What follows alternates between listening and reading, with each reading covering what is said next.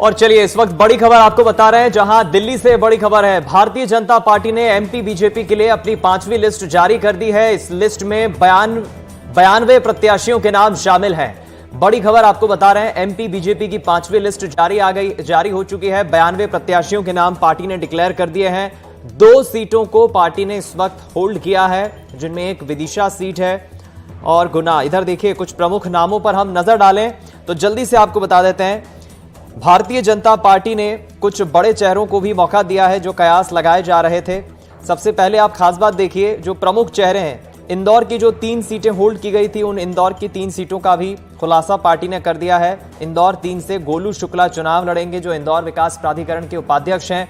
दूसरी तरफ इंदौर की महू सीट को लेकर भी जो सस्पेंस था वो अब खुल गया है। बीजेपी की इस 5वीं लिस्ट पर नजर डालें तो भांडेर विधानसभा सीट से घनश्याम को पार्टी ने टिकट दिया है। शिवपुरी से देवेंद्र कुमार जैन को पार्टी ने टिकट दिया है।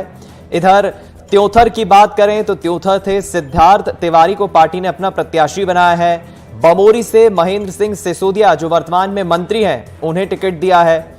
जबलपुर उत्तर से अभिलाष पांडे को पार्टी ने अपना प्रत्याशी बनाया है और दमोह से जयंत मलैया, पूर्व वित्त मंत्री हैं, उन्हें पार्टी ने टिकट दिया है। ये कुछ प्रमुख नाम आपको हम बता रहे हैं। चलिए हम ज्यादा जानकारी के लिए रुक करेंगे। अमृतांशी जोशी हमारी सहयोगी हमारे साथ जुड़ गई हैं। अमृतांशी, इंतजार खत्म हुआ, 5वीं लिस्ट जारी हो गई, सिर्फ अभी भी 2 सीटें बची है।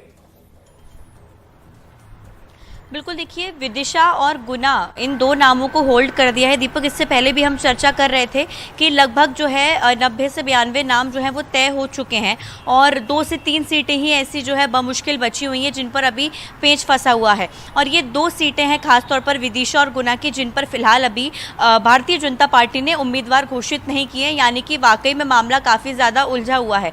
लेकिन शॉकिंग चीज़ ये है इसमें कि सिर्फ एक जो है मंत्री का टिकट काटा गया है, जो कि सिंधिया समर्थक मंत्री हैं, जिन्होंने आज सुबह एक भावनात्मक वीडियो जारी किया था। वो है मंत्री ओपीएस भदौरिया। शायद ओपीएस भदौरिया को आभास हो गया था, ये हिंट दे दिया गया था कि भाई साहब अब आप घर पे बैठिए, अब आपका जो है टिकट कट चुका है, इसलिए उन्होंने इस तरीके का वीडियो जारी किया। लेकिन बाकी जो तमाम मंत्री हैं उन सभी को टिकट मिल गया है, यशोधरा राजे सिंधिया को छोड़ के, क्योंकि जाहिर सी बात है उन्होंने चुनाव लड़ने से मना किया था। और कयास लगाए जा रहे थे कि ज्योतिरादित्य सिंधिया को टिकट दे दिया जाएगा, लेकिन उनकी जगह देवेंद्र जैन को यहाँ पे जो है वो टिकट सौंप दिया गया है शिवपुरी से खासतौर पर। लेकिन गुना की सीट अभी भी होल्ड पर है, तो ये शायद हो सकता है कि ज्योतिरादित्य सिंधिया केंद्रीय मंत्री जो है वो गुना से चुनाव लड़ जाएं। लेकिन बाकी सीटों की अगर हम बात करें, जो मौजूदा मंत्री हैं अभी मध्य प्रदेश सरकार में, विधायक है बालाघाट से गौरी शंकर बिसेन, उनकी बेटी मौसम बिसेन को टिकट दे दिया गया है। उम्मीद लगाई जा रही थी कि सिद्धार्थ मलैया को टिकट मिलेगा, लेकिन नहीं, उनके पिताजी जयंत मलैया को टिकट दे दिया गया है। और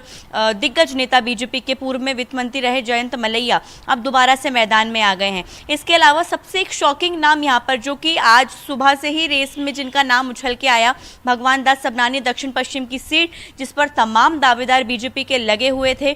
चाहे हम पूर्व गृह मंत्री उमाशंकर गुप्ता की बात करें, राहुल कोठारी की बात करें, या फिर प्रदेश की प्रवक्ता नेहा बग्गा भी लगातार कोशिशें कर रही थी। अचानक से एक नाम आता है, वो है भगवान दास सबनानी। और देखिए, ये नाम इसलिए उछल कर आया है क्योंकि कहीं ना कहीं नाराजगी दूर करने की कोशिश भारतीय जनता पार्टी यहाँ पर भगवान दास सबनानी की कर रही है।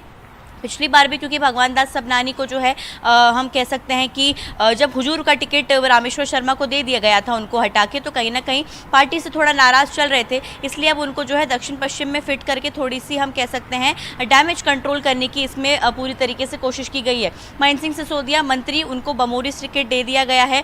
रामखेलावन पटेल, जिनकी टिकट पर बहुत ज़्यादा संशय था, उनको टिकट दे दिया गया है। उषा ठाकुर को जो है महू से दोबारा से मैदान में उतारा गया है। इंदर सिंह परमार हैं। और कहीं ना कहीं ये जो तमाम जो बड़े नाम हैं, जिन पर अटकलें काफ़ी ज़्यादा तेज़ी से लगाई जा रही थी, इन सभी नामों को देखिए दोबारा से मैदान में उतार दिया गया है। माया सिंह, उनका भी टिकट होल्ड पर था, जनजातीय जो है मंत्री हैं, उनको भी दोबारा से इस विधानसभा चुनाव में मौका दिया गया है। तो अगर देखा जाए एक तरीके से जो शुरुआती लिस्ट में देख पा रही हूँ दीपक, 8 मंत्रियों में से जो है सिर्फ हम कह सकते हैं एक मंत्री का जो है टिकट काटा गया है। यशोधरा राजे सिंधिया को इसमें नहीं गिनेंगे, क्योंकि उन्होंने खुद से जो है इच्छा जाहिर की है कि वो चुनाव नहीं लड़ना चाहती हैं स्वास्थ्य के कारणों के चलते। लेकिन ये जो पूरी लिस्ट बीजेपी ने जारी की है, खास तौर से इसमें जो है जो पैराशूट लैंडिंग वाले तमाम चेहरे हैं, क्योंकि सिद्धार्थ तिवारी मात्र 3 से 4 दिन पहले बीजेपी में शामिल हुए हैं और अब देखिए इस लिस्ट के आने के बाद समझ में आ रहा है कि सिद्धार्थ तिवारी बीजेपी में क्यों शामिल हुए, क्योंकि उनकी जो बाबा की सीट है, उनके दादाजी और उनके जो पिताजी हैं जो कि पूर्व सांसद रहे, पूर्व विधानसभा अध्यक्ष रहे उनके दादाजी, उनकी जो सीट है त्योंथर थी, रीवा के विंध्य क्षेत्र की, और त्योंथर से जो है सिद्धार्थ तिवारी को टिकट दे दिया गया है। तो कहीं ना कहीं ऐसे चेहरे जो कि बीजेपी में हाल ही में शामिल हुए हैं उनको भी जो है जाहिर सी बात है अब समझ में आने लग गया है कि इसीलिए लाया गया था, क्योंकि सेटिंग्स कहीं ना कहीं पहले से जो है तमाम जो लाने वाले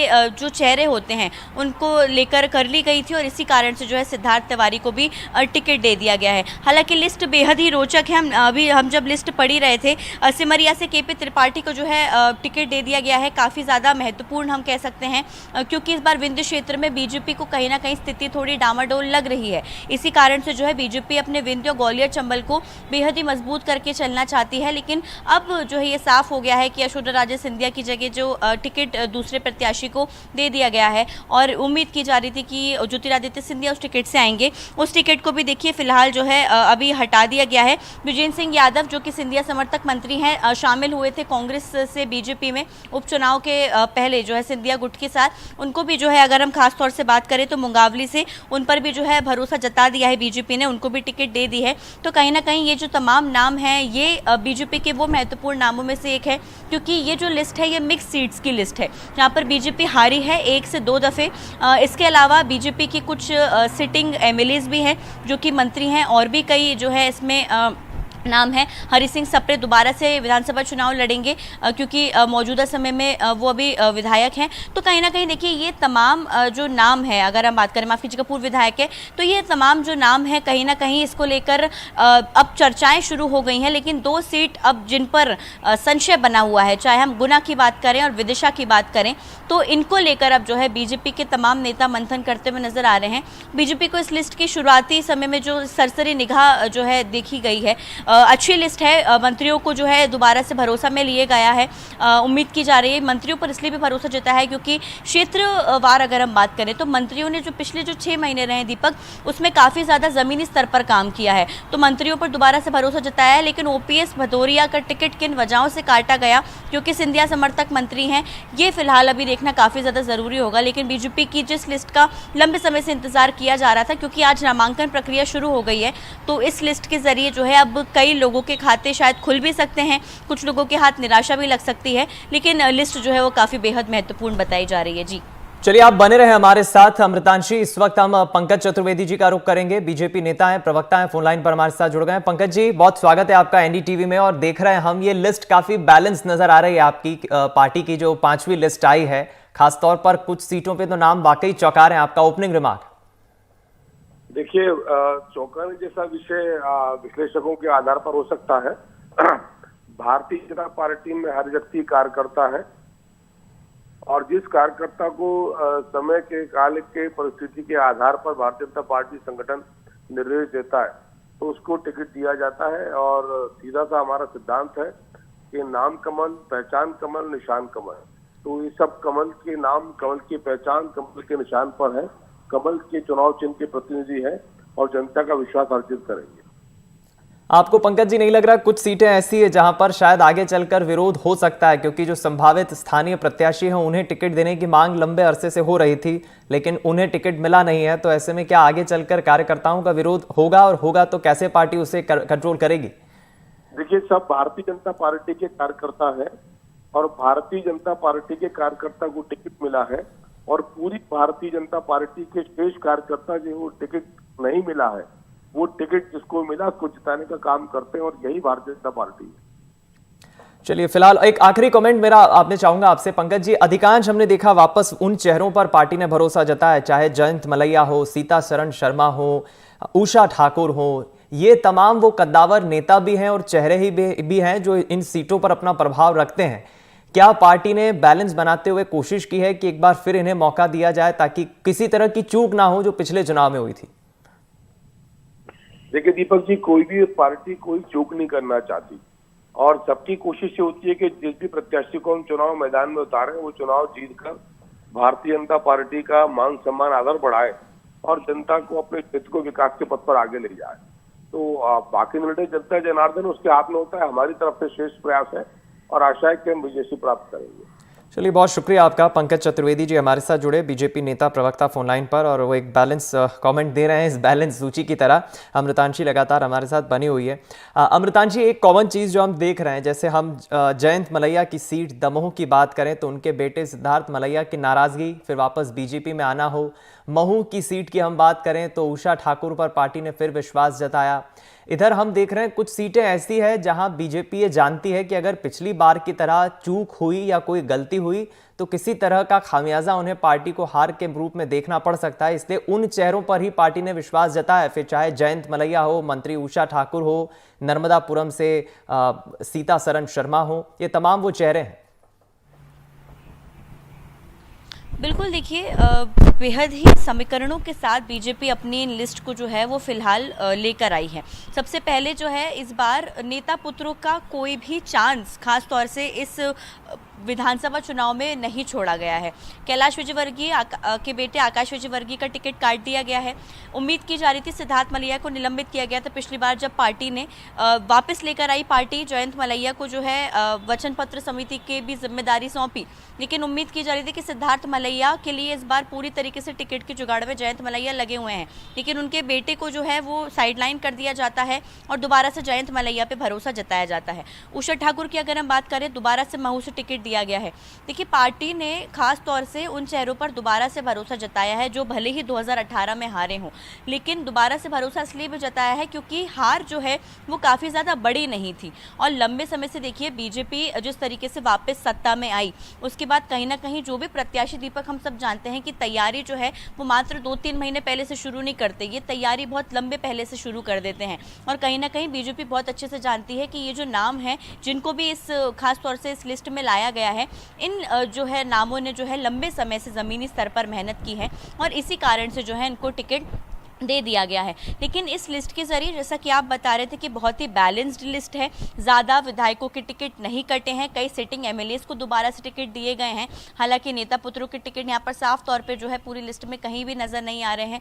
उम्मीद की जा रही थी कि आकाश विजयवर्गीय की विधानसभा बदल सकते हैं, लेकिन जाहिर सी बात है संगठन की बात है, संगठन एक ही हम कह सकते हैं शहर से एक ही जगह से जो है एक ही परिवार के सगे लोगों को टिकट नहीं दे सकता। बीजेपी की गाइडलाइन भी पिछले लंबे समय से इसी तरीके की रही है। इसके अलावा अगर हम बात करें तो कई सीटों पर देखिए कुछ चौंकाने वाले नाम भी हैं। तो कहीं ना कहीं देखिए ये बीजेपी की जो बैलेंस्ड लिस्ट है, इससे साफ तौर पर ये पता चल रहा है कि बीजेपी इस बार, जैसा कि आपने कहा, रिस्क लेने की कोई भी मूड में नहीं है। रिस्क अगर लेती है तो पिछली बार की तरह भले ही वोट शेयर कुछ पॉइंट ज़्यादा हो, लेकिन सत्ता से हाथ गंवाना पड़ जाएगा। इस बार सर्वे के मुताबिक, जुताऊ कैंडिडेट के मुताबिक, और ख़ास तौर से ऐसे चेहरे जो कि दूसरी पार्टियों में थे, वहाँ से टिकट डिमांड कर रहे थे क्योंकि वहाँ पर मेहनत कर रहे थे, वहाँ टिकट नहीं मिली तो बीजेपी में आकर शामिल हो गए। भले ही वो 2 से 3 दिन पहले शामिल हुए हो, लेकिन उनको सीधे तौर पर टिकट दे दिया गया है। और मैं सिद्धार्थ तिवारी का जिक्र इसलिए भी करूंगी क्योंकि सिद्धार्थ तिवारी की जिस तरीके से राजनीतिक विरासत जो है उनकी रही है, राजनीति उनको विरासत में मिली है, उनके पिताजी का, उनके जो है दादाजी का अच्छा खासा दबदबा विंध्य क्षेत्र में रहा है और विंध्य में जो है पारिवारिक राजनीति काफ़ी ज़्यादा हावी रही है। चाहे हम सिरमौर के जो है विधायक की बात करें जो कि राजघराने से आते हैं, या फिर हम तिवारी खानदान की बात करें, अच्छा खासा दबदबा रहा है। भले हार जीत चुनावों में होती रही हो, लेकिन जब किसी परिवार का दबदबा किसी पर्टिकुलर सीट पर रहता है, लोग ज़मीनी स्तर पर जुड़ाव महसूस करते हैं, ये सब हम जानते हैं। तो कहीं ना कहीं इस तरीके से बीजेपी ने कई समीकरणों को बिठाया है। और देखिए जाहिर सी बात है दीपक, ये जो है नाम, इकलौते नाम पैनल में नहीं थे, इनके साथ साथ और भी कई नाम जो है गृह मंत्री अमित शाह, जेपी नड्डा और प्रधानमंत्री नरेंद्र मोदी के सामने पहुंचे थे। लेकिन जिस नाम पर जो है उंगली केंद्रीय संगठन ने रख दी है, उसकी ही मंजूरी के बाद जो है खासतौर से मध्य प्रदेश ने बीजेपी में ये नाम जारी किए हैं। सिर्फ 2 सीटें होल्ड पर है। अब स्थिति मध्य प्रदेश की अगर हम बात करें, पूरी 228 विधानसभा सीटों पर साफ हो चुकी है कि कौन मुकाबले में रहेगा, किसके खिलाफ रहेगा, किसके बीच में मुकाबला रहेगा, आदिवासी सीटों पर कौन है, महत्वपूर्ण जो वीआईपी सीट्स हैं उन पर कौन है, सभी पूरी तरीके से साफ हो चुका है। और मंत्रियों के टिकट ना काटकर खासतौर पे सिर्फ एक ही टिकट ओपीएस भदौरिया का कटा है, मंत्रियों की टिकट ना काटकर बीजेपी ने एक और संदेश देने की ये कोशिश की है, क्योंकि जिस तरीके से सिंधिया समर्थक मंत्री यहाँ पर आए, उन्होंने सरकार बनाने में मदद की, लेकिन इसके बाद जो है अभी संशय बरकरार था, 4 नाम होल्ड पर थे, तो कहीं ना कहीं उनकी नाराजगी, गुट की नाराजगी, क्योंकि जो एक हम कहते हैं, भले ही बीजेपी कहे कि गुटबाजी नहीं है पार्टी के अंदर, लेकिन कहीं ना कहीं सिंधिया जो है वो अपने समर्थकों को साथ लेते चलते और ये खुलेआम जो है वो साफ तौर पर दिखता भी है। तो कहीं ना कहीं इन्हीं कारणों से जो है बीजेपी ना तो सिंधिया के समर्थकों को नाराज करना चाहती थी, सभी बैलेंस करके चलना चाहती थी, इसलिए मात्र जो है एक मंत्री का टिकट काटा गया है। बाकी सबको बृजेंद्र सिंह यादव, सुरेश धाकड़ हैं, इसके अलावा अगर हम बात करें बृजेंद्र सिंह यादव हैं, महेंद्र सिंह सिसोदिया, जिन पर जो है लगातार संशय था क्योंकि सिंधिया के बेहद ही करीबी और खास माने जाते हैं, उन पर भी दोबारा से पार्टी ने भरोसा जताया। तो कहीं ना कहीं देखिए बीजेपी की रणनीति इससे साफ हो चुकी है कि इस बार बीजेपी ज़्यादा विरोध के स्वर जो है वो अपनी पार्टी के अंदर नहीं लेना चाहती है। हालांकि देखिए जाहिर सी बात है, टिकट जारी हुए हैं, विरोध मैं रोकना